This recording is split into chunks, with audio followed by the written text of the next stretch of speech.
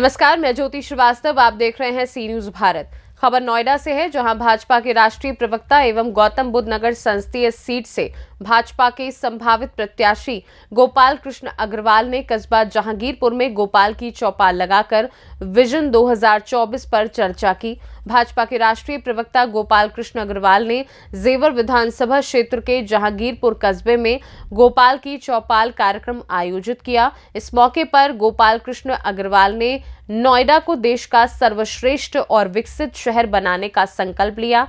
गौतम बुद्ध नगर लोकसभा के जेवर विधानसभा क्षेत्र में संकल्प पत्र 2024 पर चर्चा के लिए आयोजित गोपाल की चौपाल कार्यक्रम जहांगीरपुर स्थित मंगला मार्केट में भाजपा के राष्ट्रीय प्रवक्ता का जोरदार स्वागत किया गया। इस अवसर पर उन्होंने मेरी सरकार मेरा अभिमान के तहत अपने विजन डॉक्यूमेंट मैनिफेस्टो 2024 को क्षेत्र की आम जनता और समाज के प्रबुद्ध जनों के बीच रखा।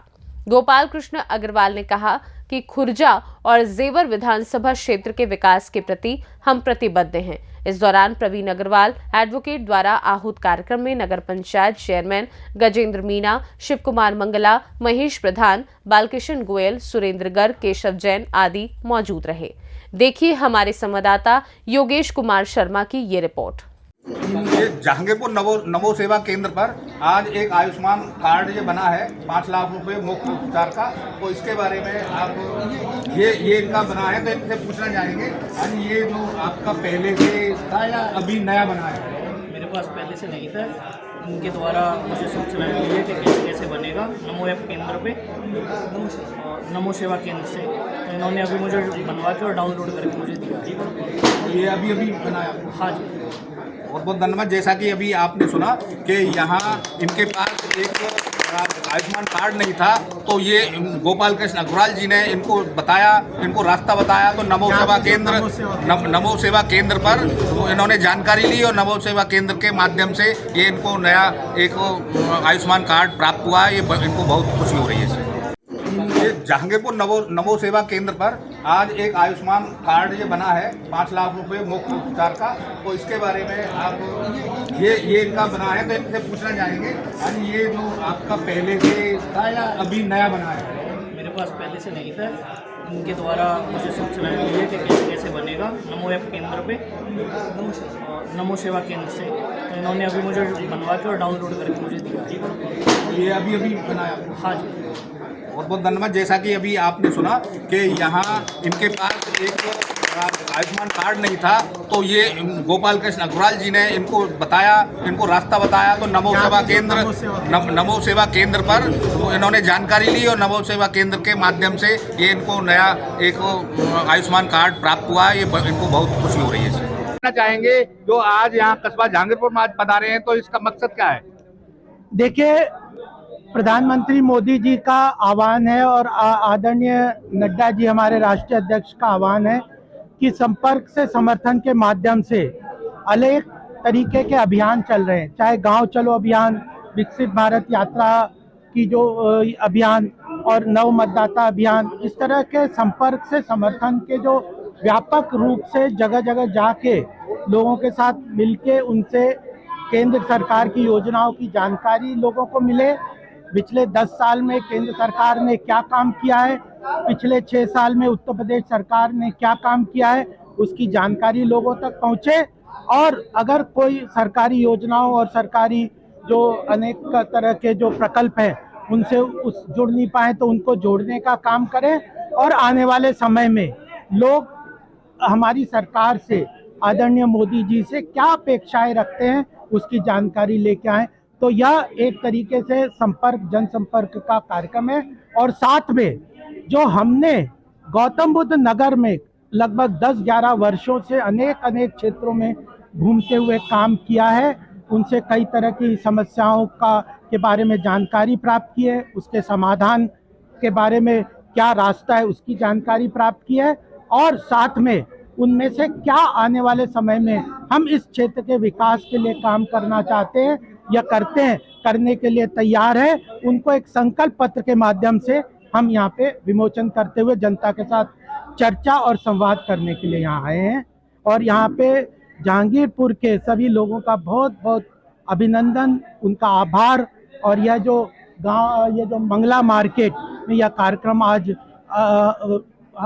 जो विशाल संख्या में लोग यहाँ उपस्थित हुए, उनका बहुत बहुत आभार। और मीडिया के माध्यम से भी यह संदेश इस क्षेत्र के लोगों को हम देना चाहते हैं कि केवल गौतम बुद्ध नगर ही नहीं, जहांगीरपुर और जेवर विधानसभा क्षेत्र में भी हम किन विषयों को लेके, किन कार्यों को लेके आगे चलेंगे, तो उसके लिए अलग से एक पूरा कार्य योजना। तो क्या आप गौतम बुद्ध नगर लोकसभा सीट से टिकट के भी दावेदारी?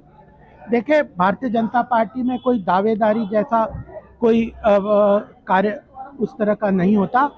जो भी अपने क्षेत्र में बूथ से लेकर, मंडल अध्यक्ष से लेकर, जिले अध्यक्ष से लेकर, अगर मैं केंद्रीय पदाधिकारी के रूप में इस क्षेत्र में 1990 से रह रहा हूँ, तो मेरी जिम्मेदारी है संगठन के माध्यम से कि इस क्षेत्र के लोगों के साथ जुड़ूं, इस क्षेत्र के लोगों के लिए काम करूं, उनकी बातों को केंद्र सरकार पे और केंद्र जो हमारा पार्टी का हेडक्वार्टर है वहां तक पहुंचाएं और उनकी बातों को नीचे लेके जाएं।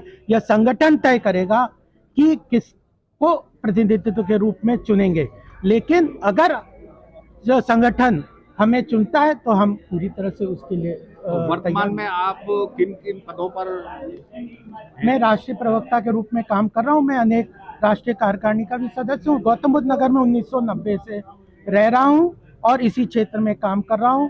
मेरे पिताजी भी इसी क्षेत्र में थे और वह इसी क्षेत्र के विकास के लिए हम पूरी तरह से प्रतिबद्ध हैं। और मुझे तो स्पष्ट लगता है, जो मुझे लगभग 23-24 साल हो गए राजनीतिक क्षेत्र में, इसी क्षेत्र में रहते हुए, काम करते हुए, कि गौतम बुद्ध नगर में अपार संभावनाएं हैं। इतनी संभावनाएं हैं कि यह केवल गौतम बुद्ध नगर का ही विकास नहीं होगा, बल्कि अब यह जेवर एयरपोर्ट बन रहा है, इंफ्रास्ट्रक्चर बन रहा है, एक्सप्रेसवे, पेरिफेरल रोड्स, जो मल्टी नोडल ट्रांसपोर्टेशन हब है, जो डिफेंस कॉरिडोर है, फ्रेट कॉरिडोर है, ऐसे अनेकों शिक्षा की संस्थाएं, उन सबको आगे लेके इसकी अनेक संभावनाओं को पूरा करने के लिए एक प्रतिबद्ध और एक मजबूत विल पावर के साथ काम करेंगे। तो यह उत्तर प्रदेश के विकास और भारत के विकास की नई गाथा लिखने की इसकी क्षमता है, उसको पूरा करने में हम सफल होंगे। जहांगीरपुर क्षेत्र को आप क्या सौगात देने वाले हैं अगर जनता ने आपको आशीर्वाद दिया तो? देखिए, इसमें पूरा इस पेज पे मैंने पूरा लिखा हुआ है कि जहांगीरपुर के क्षेत्र में जेवर विधानसभा के अनुसार लिखा हुआ है। तो जहांगीरपुर के लिए क्या क्या आवश्यकता है, एक तो गौतम बुद्ध नगर की पूरी योजना किस तरह से विकास होगा, बिजली चाहिए, पानी कैसे मिलेगा, स्कूल कैसे होंगे, प्राइमरी हेल्थ सेंटर, हॉस्पिटल्स कैसे होंगे, शिक्षा के केंद्र कैसे होंगे, हम यहाँ पे ओपन जिम बनवाएंगे और प्राइमरी हेल्थ सेंटर को मजबूत करेंगे। ये सब बातें तो लिखी है, लेकिन इस क्षेत्र के लिए जहांगीरपुर नगर पंचायत में एक डिग्री कॉलेज की स्थापना हो, यह स्पष्ट रूप से साफ लिखा हुआ है। फिर जहांगीरपुर के लिए जो गांव स्वच्छता के लिए काम है, डिग्री कॉलेज की घोषणा हो गई, इस पे काम कब से चालू करेगी सरकार? देखिए, ये तो सरकार के जब होगा प्रतिनिधित्व के रूप में जब होगा तब आगे बताएं। हम प्रतिबद्धता के साथ आगे चल रहे हैं कि इस काम को लेंगे और जरूर अपने, जब मोदी गारंटी है तो मोदी गारंटी अगर ये है कि 5 साल में भारत की अर्थव्यवस्था को 5वीं स्थान से लेके, पायदान से लेके 3रे स्थान पे पहुंचा देंगे, तो गौतम बुद्ध नगर का विकास हुए बगैर, जहांगीरपुर का विकास हुए बगैर क्या भारत तीसरी बड़ी अर्थव्यवस्था बन सकता है? क्या सर, किसानों के लिए क्या कुछ सरकार सौगात देने जा रही है? देखिए, किसानों की समस्या के लिए उत्तर प्रदेश में योगी सरकार ने एक हाई पावर्ड समिति का गठन कर दिया है। मुझे लगता है कि उस समिति के समाधान के लिए सरकार पूरी तरह से प्रतिबद्ध है और केंद्र सरकार भी बहुत सारे काम कर रही है, जिसमें किसानों के हित के लिए अन्नदाता के रूप में प्रतिबद्धता के साथ कर रही है कि उनकी आर्थिक आय बढ़े, उनको एमएसपी पे अच्छा रेट मिले, उनके ग्रामीण क्षेत्र में जो उनको उर्वरक के लिए, ऊर्जा के लिए और सब तरह के संसाधन मिले, ये सारे काम सरकार कर रही है। युवाओं के लिए क्या कुछ रोजगार मिलने जा रहा है? कुछ रोजगार युवाओं देखिए, युवाओं के लिए सबसे बड़ी बात है कि एमएसएमई सेक्टर में स्मॉल मीडियम और मझले उद्योग है, उनके विकास से युवाओं को रोजगार मिलेगा। किसानों के साथ भी जो योजना यहाँ पे लैंड एक्विजिशन हुई थी, उस वक्त ये बात हुई थी कि उनको जो इंडस्ट्रियल यूनिट्स हैं उसमें आरक्षित करके उनको रोजगार। फिलहाल इस खास रिपोर्ट में बस इतना ही। देश दुनिया की बाकी खबरों को जानने के लिए आप देखते रहिए सी न्यूज़ भारत।